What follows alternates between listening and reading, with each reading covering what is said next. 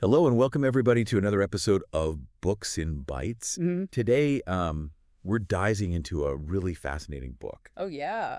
It's called The House of Rothschild by Niall Ferguson. It's a good one. And, you probably heard the name Rothschild. Yeah. But this book is way more than just a biography. Right. It really is a deep dive into the history of finance and power and the rise of modern Europe. I think Ferguson does a really good job of taking us behind the curtain of this legendary dynasty and really showing how they shaped and were shaped by the world around them. It's so interesting to see how they started out financing wars. Right. And then they move into building railroads. Yeah. And then eventually they're navigating global finance. It's really a fascinating story. Yeah, it's not just about money. No. We're also talking about their close relationships with political leaders. Yes. They had a lot of influence on international relations. Right. And even their own relationship with their Jewish identity. Oh, that's a great point. There's a passage in the book where Ferguson describes the Rothschilds as the hinge between governments and markets. Yeah. They were the ultimate insiders, but also outsiders in many ways. Right. And it makes you think about the delicate balance they had to maintain. So let's start at the beginning. Okay. With Mayer Amschel Rothschild. Yeah. The patriarch of this family. Right. His story begins in the Frankfurt ghetto. Mm-hmm. But he very quickly rises through the ranks of European finance. He was a brilliant guy. Yeah. So what were some of his key innovations? I think one of the most important things about Mayer Amschel was he was so good at recognizing opportunities and building relationships. He really understood the power of information and speed, especially at a time, when communication was really slow. Right. And he strategically placed his 5 sons in these major European cities, creating this incredible network that spanned the entire continent. So they're constantly sharing information. Yeah. Coordinating their actions. All the time. And they're acting with a unity that I don't think their competitors could even imagine. It's true. They were like the original multinational corporation. Wow. But with these family ties holding everything together. Yeah, and that gave them a huge advantage. Oh, yeah. Especially when it came to financing wars. Definitely during the Napoleonic Wars, for example. They were instrumental in getting funds to Wellington's armies. Wow. Even when Napoleon controlled, much of continental Europe. They understood the flow of capital better than anybody. Nobody else. Yeah. I remember reading about Nathan, the son in London. Right. And he exploited this loophole. Oh, right. To use government funds to buy up British bonds. Yeah. And then sold them for a massive profit when news of Napoleon's defeat at Waterloo reached London. Wow, what a calculated risk. Talk about a calculated risk. That episode's legendary. It shows their financial daring, their ability to anticipate market shifts, and their willingness to push the boundaries. It also highlights their controversial reputation. Right. Some people saw them as savvy investors, others as opportunistic profiteers. Okay, so from financing wars, they make this huge leap to building railroads. That's right. So they're moving from funding conflict to fueling industrial growth. I mean, the Rothschilds are always looking for the next big thing. They were always trying to expand their influence and, of course, their wealth. Yeah. And they recognized that railroads were going to transform Europe. They were going to connect markets, facilitate trade, and open up all these new possibilities. And it wasn't just throwing money at a project. No. They actually got involved in managing and controlling these railway companies. Absolutely. They weren't passive investors. Wow. They used their financial clout to shape the development of entire railway systems, particularly in France and Austria. It sounds like they were masters at turning challenges into opportunities. Yeah, like James's involvement with the Nord and Lombard lines in France. Oh, yeah. His nephew Nat was initially really cautious. Oh, really? But those lines ended up being huge successes. Wow. For the family. James was often criticized for his aggressive investment style. He had a knack for seeing the potential where other people saw risk. Yeah, like the Nord line in particular was considered a gamble. Right. But it ended up connecting Paris to the industrial centers of northern France. And that generated huge profits for the Rothschilds. Yeah, and all that success with the railroads really helped the French branch surpass the London branch in terms of wealth and influence.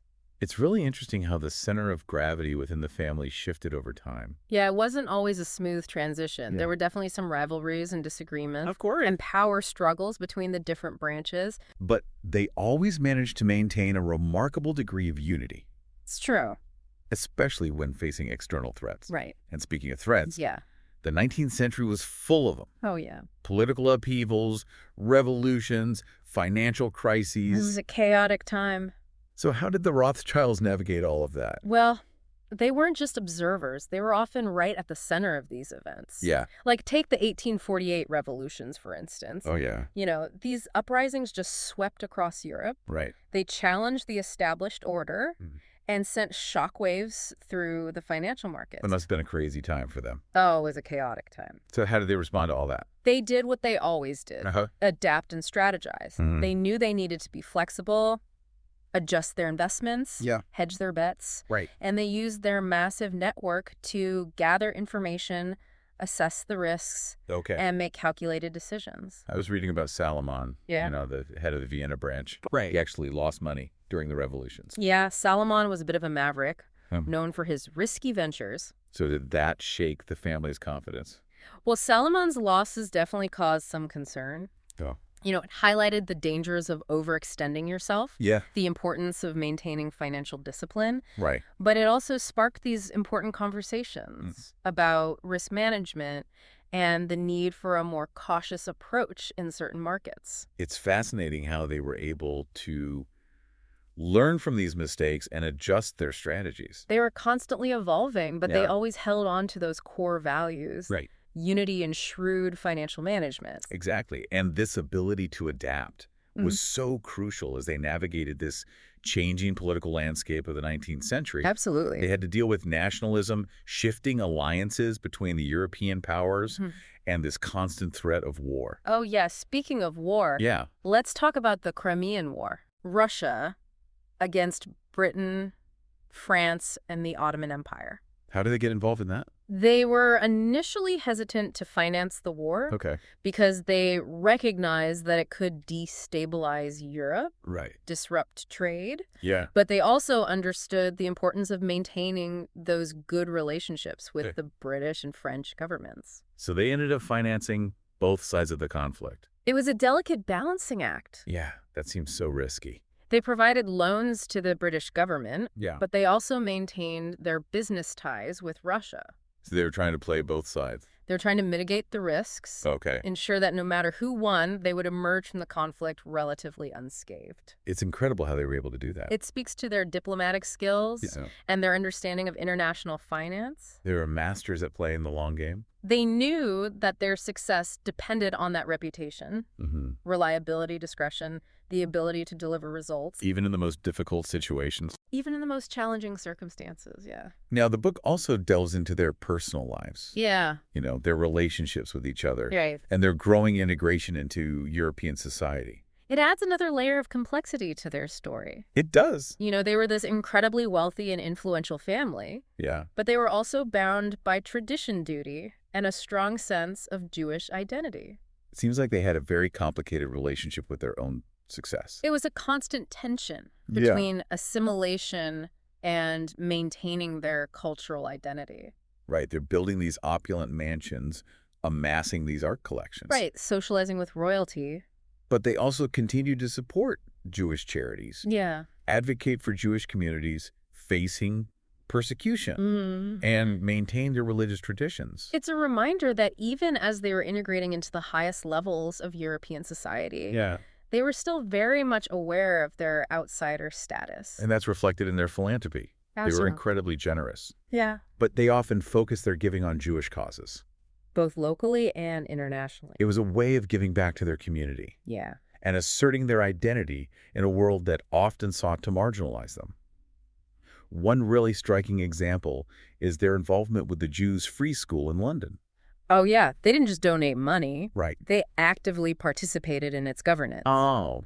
And they worked to improve the educational opportunities for Jewish children from disadvantaged backgrounds. It wasn't just about charity. No, it was about empowerment. Right. They wanted to help these Jewish communities become self-sufficient Yeah. and break the cycle of poverty and discrimination. Education was key to achieving that goal. Absolutely. They were using their wealth and influence to make a real difference in people's lives, particularly those within their own community. It's a side of the Rothschilds that often gets overlooked, Yeah, I agree. overshadowed by their financial dealings and political connections. It speaks to a deep sense of social responsibility and a recognition that their success wasn't just about individual achievement, Right. but also about communal obligation. Absolutely. So as we move into the late 19th and early 20th centuries, the world is transforming rapidly. The rise of industrial capitalism, the scramble for empire, the growing tensions between European powers. Yeah. It's a whole new landscape of challenges and opportunities. How did they respond to these shifts?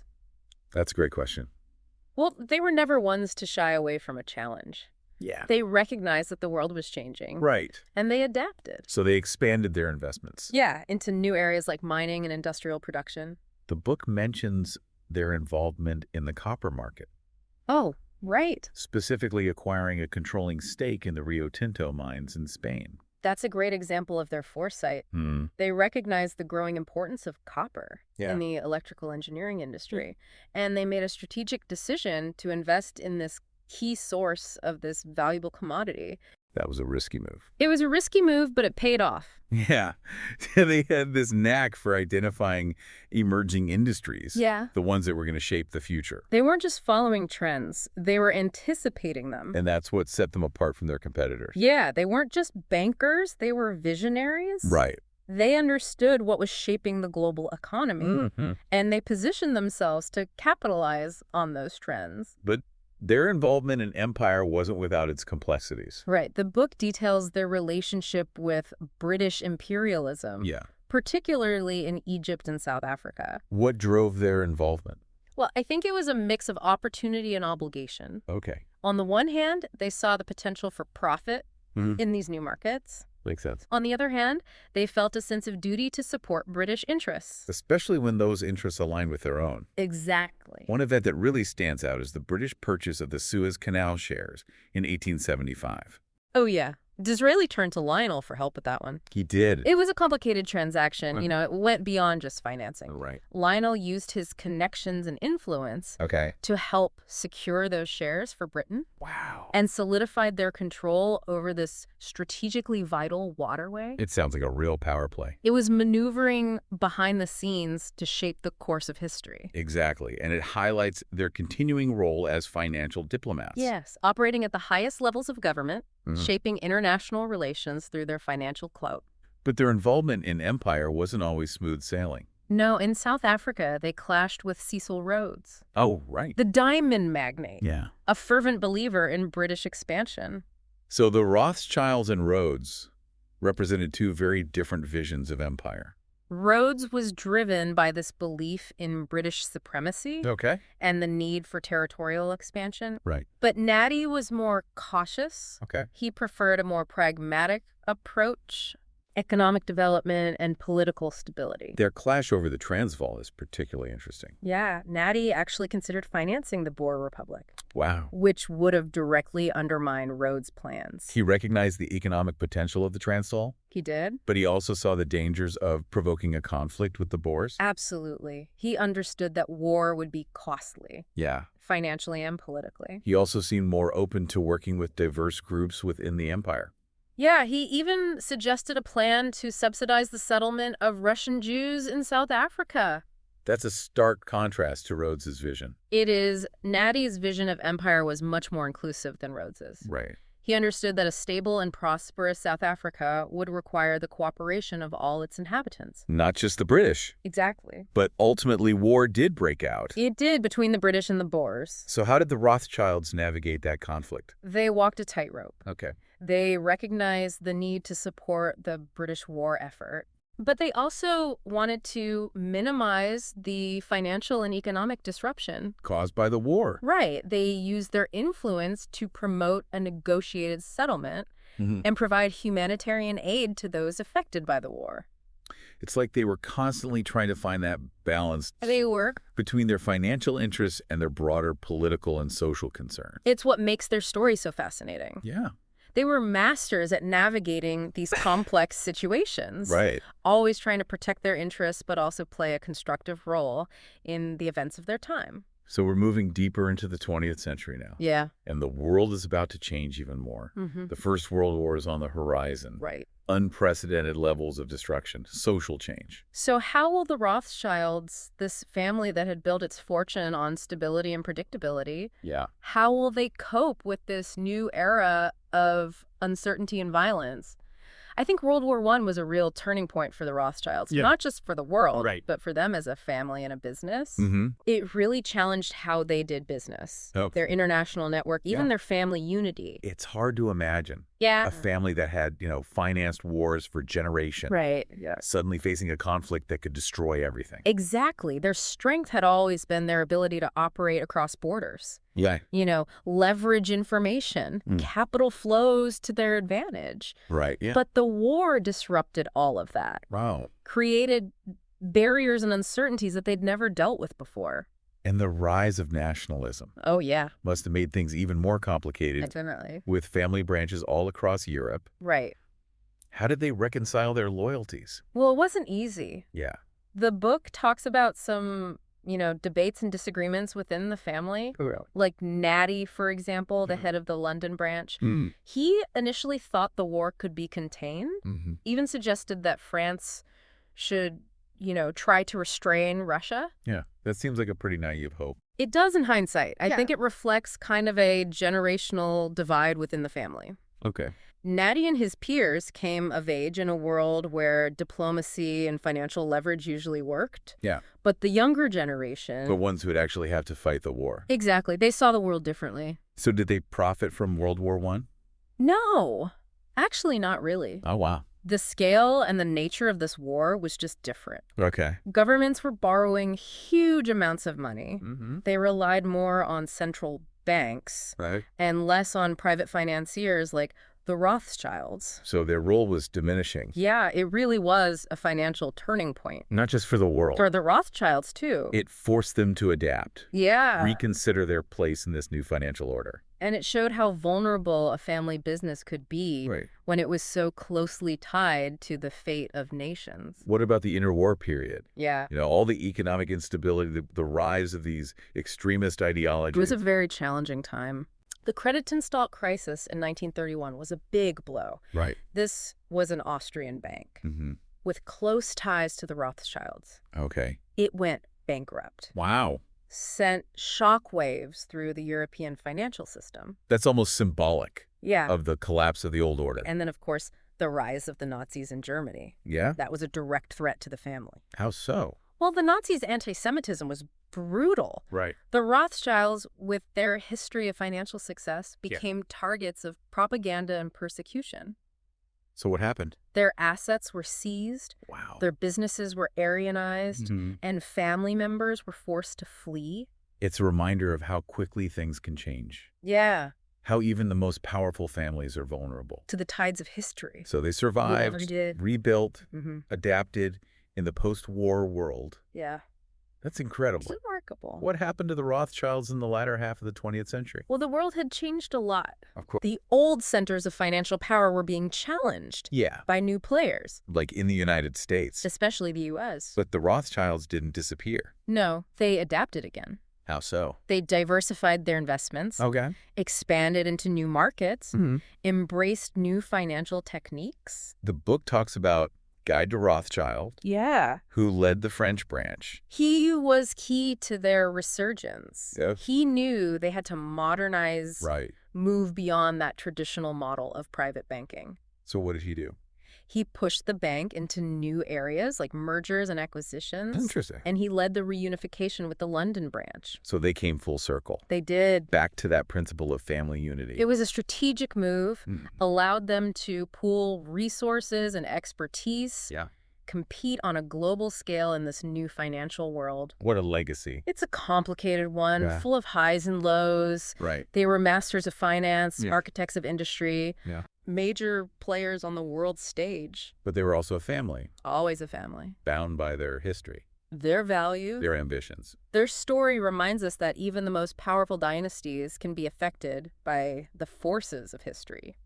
But it also shows their resilience, Yeah. their ability to adapt and reinvent themselves over generations. It's true, and it's a story that still resonates today. Yeah, I I think agree. it gives us valuable insights into wealth power and the legacy of a family that helped shape the modern world. Well, this has been our deep dive into the House of Rothschild. It's been quite a journey. Centuries of financial history, political intrigue, personal drama. I think it leaves us with more questions than answers. I agree. Like, how do we balance their immense wealth and influence with their philanthropy and social justice? Right, and how did they handle being both insiders and outsiders? Yeah, those are great questions. We hope you've enjoyed this deep dive. Into the world of the Rothschilds. It's a story that keeps fascinating us. And reminds us that history is a conversation that continues to shape our world today. Keep exploring, keep questioning. And keep seeking out those aha moments that make learning so rewarding.